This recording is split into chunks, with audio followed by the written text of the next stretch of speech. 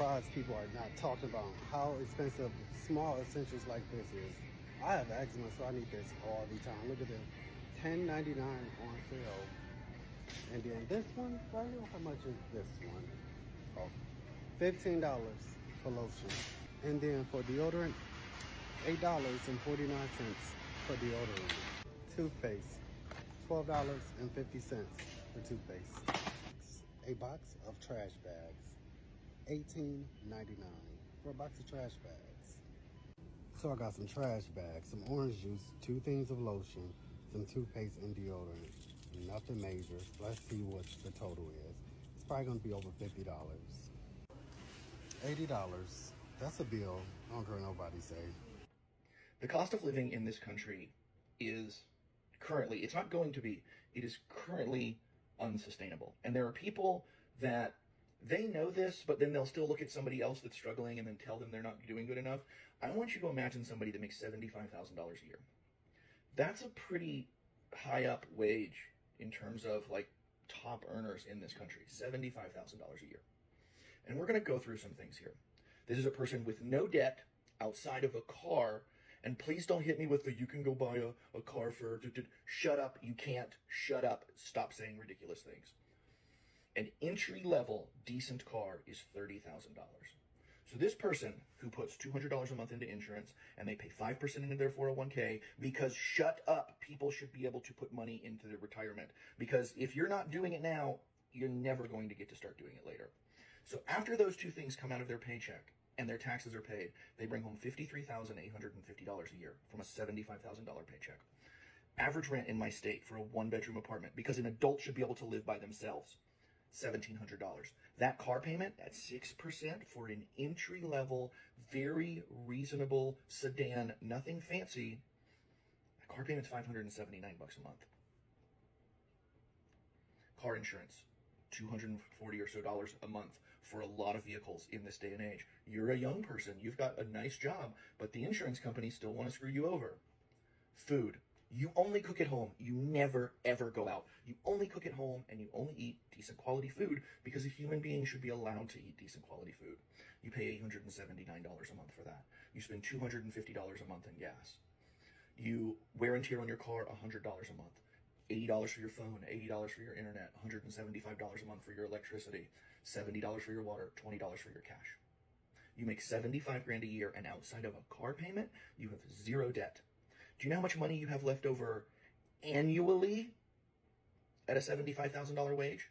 You do nothing. You don't own a Netflix. You don't go out on a date. You don't pay to go to a park. You don't go watch a movie. You do nothing. If you can't find it on the internet for free, you don't get to do it. If you can't cook it at home for your $800, you don't get to do it. You have $3,700 left over annually. That's like $320 a month. And there's going to be, well, that's $300. Shut up. Shut your stupid, contrarian, edgelord mouth. That's not a doctor bill, because God knows just because we have insurance doesn't mean that we don't still pay far out the ass when we go to the doctors. People like to be entertained. They want to date. They want to... There's those of you out there that will tell somebody living like this on $75,000 a year before taxes that they are not doing what they're supposed to do, that they should get a second job, that they should get a side hustle, that they should get a better job. And the fact that you would look at somebody with no debt other than a car and say something like this to them means objectively you're a moron and you live in a fantasy world. This is unsustainable. Want to come on here and talk about the cost of living in Columbus, Ohio at 24. I feel like some of this is a little bit outrageous, but I just want to kind of see what you guys think. I live in Dublin, Ohio, and my rent is just a little over $2,000 a month for a 1-bed, 1-bath. I drive a 2022 Nissan Frontier, which is a truck, and it costs me a little over $700 a month to maintain, with the car insurance, the car payment, as well as the gas that accumulates on a monthly basis. On top of that, I have monthly expenses for business, and I have also other expenses for health and wellness. So if you look at that in the big picture of that, is it's well over $3,000 a month just for me to go buy. So if I don't make over $3,000 a month, I'm cooked. So let me know your situation, because I'm genuinely interested. Talk soon. I feel like the cost of living has never been as bad as it is right now. Because it used to be when the cost of living was high, it was for the things that you need in life.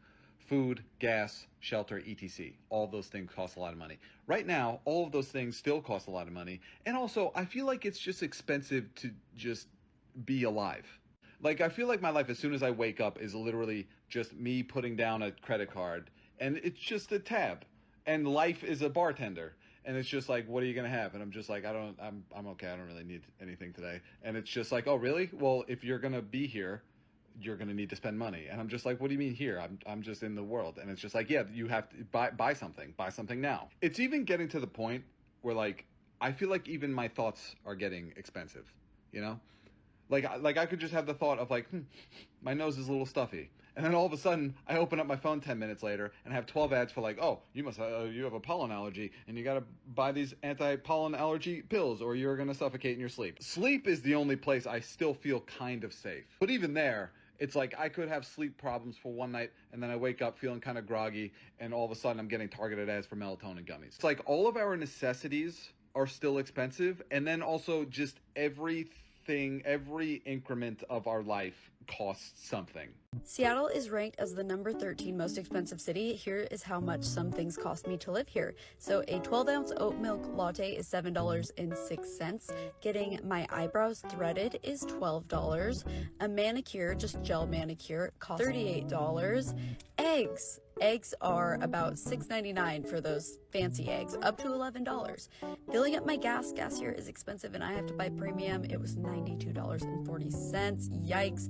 My mortgage is $3,800. A smoothie is $11. Gonna stop buying those. Flowers from the public market, $20 for a good bouquet. That's actually pretty good. And the fanciest dinner that you could get at a nice restaurant with wine, appetizers, everything, dessert, $213. I'm 19. What do you do? I'm at a noodle place in Harlem. How much does it cost you a month to live in New York? I'm staying in the Bronx, so it's about $800 a month. What's the most irresponsible expense you have every month? Electric bill, because the ACs are running 24/7. How much is that going to cost you a month in this crazy heat? $300, $400. You're not going out for drinks this month. Yeah, I mean, we still are, but, you know, there's a really cheap place by where I live, so, you know, that's a blessing. More and more people are really struggling here in the United States to put a roof over their head. A lot of people are not able to qualify for apartments or purchase homes. They're having a hard time. They are becoming homeless. And a lot of people are even finding more creative ways to try and keep a roof over their head. Some people are even looking at storage units. Check this out. Been living in my car. Now I'm living in a storage unit. I'm trying to get an apartment, but can't right now. I'm at the storage unit, finna get me a storage today. I'm feeling mighty proud of myself today, you know. Yeah, you can see the building right here. I ain't gonna really show everything, but yeah. I'm looking for the smallest storage unit. How much is the smallest? Just got the storage unit.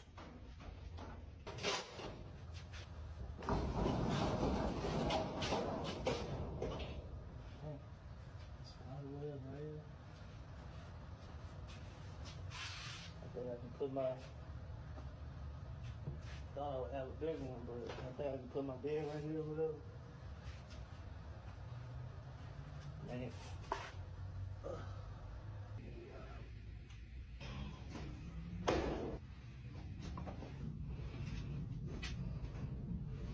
Got all my stuff in. Gotta get some, I let this up, I'm gonna get hot.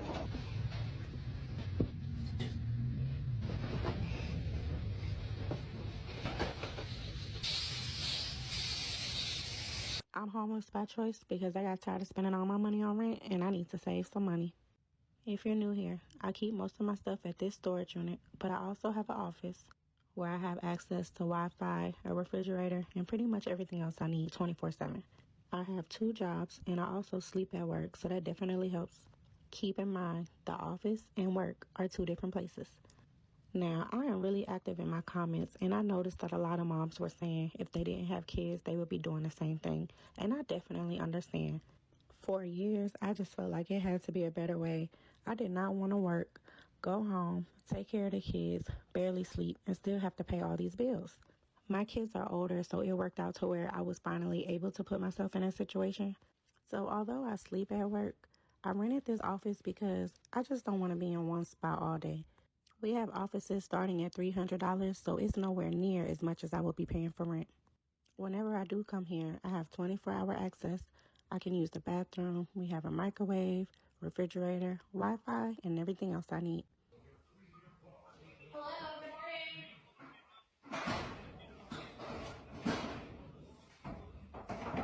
Can you keep your door open? Yeah.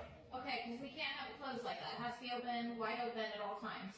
Okay. Okay? Okay. Everything okay? Everything good? Okay, yeah. If you don't mind opening it, I appreciate that. Thank you. Okay. Have a good day. You too. Man, I had to bring him here. I ain't want to do it, but I mean, he chilling, man. This is we at for the night. We in the unit. You know what I'm saying? Shelter, he be tripping, man. His behavior, he on a bunch of weird people there. He don't really like it. But here, he got his own world. He got a TV, he got a bed. He chilling. He got a moat. You know what I'm saying? We gonna thug it out. We gonna slide out in the morning, do what we do. Ain't that right, boy? We gonna do what we do, ain't it? Huh? So life update. I'm living in my car. My little S10. This is me. It's my home for the foreseeable future. And yeah, I don't know what to do. And I don't really have anyone. I toured 2 apartments yesterday. I won't qualify for them because you have to make 2.5 times the over $1,200 rent a month. And I don't even make the rent a month. I've never been homeless before. But you know what? This is a really good story. Like, I can only go, I mean, I could go down. But like, I'm gonna go up from here. Cause then, like, I'm broke and homeless. At 21. But like, that makes for such a good story. When I'm like, super successful and rich. And like, doing so well. And have so many people. I'm gonna have such a bomb starter story. It's gonna be great. It's gonna be like, I was broke and homeless at 21. And look where I am now. Boom. And it's gonna be amazing. It's gonna be like, wow. Go you. I just gotta make it through this part. But this part like builds resilience, character, all that shit. I'm gonna be so funny after this. I'm gonna have such a good personality. I'm gonna be equipped with so many skills. I'm gonna be so smart, crafty, nifty, and cool, and funny. And it's gonna be so good. I just gotta make it through this part. Just checking in, I guess. I mean, I hope they, I don't. I'm broke, I'm 18 years old, and I live in this small little vehicle. Today, we were finally able to get the front seat out. One of my coworkers at Jack in the Box ended up taking it out for me, and I'm so thankful because I could not do it on my own. And of course, I wanted to record for you guys the whole process of taking a whole seat out, but I was embarrassed to ask him if I could record him, and I also don't want anybody from work knowing that I do TikTok. Anyways, after taking the seat out of the vehicle, I cannot believe how spacious it looks. I know a Fiat is a very small vehicle, but it literally feels like a small RV, and taking out the seat just made my life way easier. I don't have to be hopping or jumping to the front seat to get things. I love it. I think I'm gonna get like small little cabinets from Walmart so I can organize my clothes. Somebody asked me where I park, and I do park outside a coworker's house. I give her $50. She allows me to use her electricity, but my car isn't running and I need something. How are people affording life right now? How are people tackling this cost of living on the average American salary? I just watched a TikTok of a teacher who makes a teacher's salary. I don't know what state she's in, so I don't know how much she makes, but her 1-bedroom apartment is $2,000. And when she spends $2,000 on that 1-bedroom apartment, it doesn't even come with a washer and dryer. So she has to go pay an additional $2 every time she wants to use their washer and dryer. Okay, like, how does that leave her any extra money to spend? And then she said she had a $400 car payment, which some people were bashing her on that. But in today's economy with interest rates, that's really not that bad. And I'm sure she needs a dependable car. So you talk about teacher's salary, $2,000 in rent, $400 car payment. You got insurance, you got groceries, electricity. Like, I don't understand how people are affording life right now. And it really makes me sad for some people. You have people who are like her. She's single. She has her own salary, or families where it just works out best for them for the mother to stay home. And if the father is just making an average American salary, how are they affording life without going in a bunch of debt? This lady who's a teacher, started crying because she said she realizes on her salary and where she lives, she will actually end up in more debt. Then, like, she will just continue to accrue more debt and more debt and more debt because her salary is not matching the cost of living. And what's sad is I've seen people be like, just spend less. Listen, guys, the cost of living is rising and our salaries are stagnant, okay? So there's not just spend less. That's not the problem here. The problem is the cost of living is outrageous, and minimum wage in some states is still $7.25. Teachers in some states are still paid a ridiculously low salary, even though their job is super important. I don't know what we can do about this, but I'm just going on a rant because it really, really pisses me off. I think what's happening with the prices in our country, this is just insanity. So basically, I was at Whole Foods like a couple of days ago. These were $7 and 7 something. Before, they were 5 something, okay? Now, today, there is $6.69. What is going on? Why are we having crazy price jumps like these? These are still expensive. I don't think they should be more than $5, but okay. I've heard quite a few boomers say, I don't understand why Gen Z and millennials are just living at home, or they're stuck in an apartment. They don't want to have family and kids. Well, this right here, Linda, this right here, this crap is why. In order for these individuals to make a living and have comfortable of what you used to do on a minimum wage salary, now they need a minimum of $178,000 to $301,000 to live medium, middle class, comfortable, just like your old asses used to do. Well, guess what? It's no longer the same. You have to make over 6 figures. How many people do you know do that? As a fire officer, I never made 6 figures. I made 60, 70,000, putting my life on the line. That's how most first responders make. And guess what? This isn't livable. This is intolerable. So we gotta do something about it. Are so broke and they don't even realize it. I always get Americans tell me, oh, but people in Mexico only make $20 a day. You can get a full meal here for $2. The metro in Mexico City costs 5 pesos, which is like 25 cents. I can go to the market right now and buy 3 kilos of mangoes for like $2. Yeah, people make less money here, but the cost of living is also lower. Americans think that everywhere is like the US. Now, check this out. Let's say you live in the US and you make $3,500 a month after taxes. I'm being generous. Rent, $2,000. Car payment, $500. Car insurance, $200. Health insurance, $200. Phone bill, $100. Wi-Fi bill, $50. Light bill, $150. Water bill, $100. What's the point of making more money if you don't get to keep any of it? Who cares if you make $4,000 a month if you don't get to keep any of it? 60% of Americans live paycheck to paycheck, and that includes half of 6-figure earners. 80% of you guys are in debt and don't own anything, and half of you guys don't even have $500 in your savings account. But let's call other countries poor and let's call other people poor. Living paycheck to paycheck your whole life and being in debt your whole life should be considered poverty, but it's not. And I know this is going to hurt a lot of Americans, but it's the truth. The US system wants you to spend every waking moment of your life working and paying into a system that will never benefit you. Slaving away your whole life just to be retired for a measly 10 years. At least here in Mexico, we own our things. We own our houses. We own our cars. We're not in debt. But anyways, that's a story for another day. Let me know what you guys think. Pay for rent in Houston? I pay $1,900. Do you think I could take a look at your apartment? Of course you can. This apartment is 955 square feet.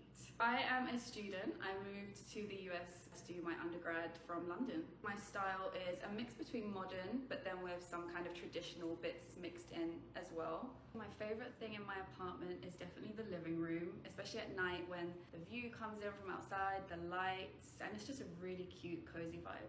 The best part about living in an apartment is definitely the amenities. I use them so much. I'm there every day. So we have the pool, which is on the 43rd floor. That is my favorite. It's always covered by the sun, so it's great for tanning. Then we have the residence lounge, has a great view as well of downtown Houston, and there's really cute fireplaces outside. And then we have the gym, which is a great apartment gym. The equipment is really good. Have you ever wondered how much it actually costs to move into a New York City apartment? Well, today I'm gonna tell you. I have all my little notes written down for you, so let's do it. Okay, first I'm gonna tell you how much it costs to move into our apartment we live in now. Just for reference, we live in downtown Manhattan. We are in the Chinatown, Little Italy, Soho area. We live in a 1-bedroom. They said it was 2, it's definitely 1 bedroom. We had a $20 application fee, $2,500 first month's rent, $2,500 security deposit, $2,500 broker's fee. So that's a 1 month broker's fee, which back then and now is still pretty good. And then we did use a broker because we used to live in California 2 years ago when we moved here and we just needed help. So that was $1,000. So to move into this apartment we live in now, it cost us $8,520. And that does not even include like renting a van to drive all the way over here, all the packing stuff, all of that. And we got bamboozled on our move-in date. That was crazy, but that's another story. So yeah, it cost us $8,520 to move into the apartment we have now. Okay, and now for what everyone's been waiting for. We just got a 1-bedroom apartment on the Upper West Side. So I'm gonna tell you how much it cost us to move into that apartment. We had a $60 application fee, which was me, Emilio, and our guarantors. Then we had a $500 good faith deposit, and what we had to wire was $2,850 for first month's rent. Our rent is actually $3,350, but they took it out from that good faith deposit when all of our stuff was going through. Then we had a security deposit of $3,350. And then we had they said they gave us a deal because it wasn't 15%, it was 12%, but we had a 12% broker's fee, which was $4,824. The grand total was $11,584 to move into the apartment we just got. If everyone's wondering, oh my gosh, what's a guarantor? What's a guarantor? We have a person in our life that is a guarantor for us because you have to make 40 times the rent here in New York City. Can we afford our rent? Abso-freaking-lutely. But we didn't have that 40 times, so you have to have a guarantor, so they have to make 80 times. So that's just to explain that on its own. This is everything that's coming out of our pocket. No one pays for our apartment. We do, but just wanted to clear that up with you guys and just give transparency. But yeah, it is a lot of money to move here to New York City. So I will tell you, when me and Emilio first moved here, we saved about a little over $20,000 to move here, and I would definitely recommend that. Anyone that is moving here should have like at least 20 grand. At least for one person, you should have a little over 10 grand because so much comes with the move. And thankfully, we are teaming up with some movers, so we're not having to pay for a move out of pocket, but that would be additional costs, which would be a lot of freaking money. So we're saving a little bit there, I guess some kind of girl math to make me feel better. But just want to let you guys know that. Let me know if you have any questions, and I'll see you in the next one. Bye.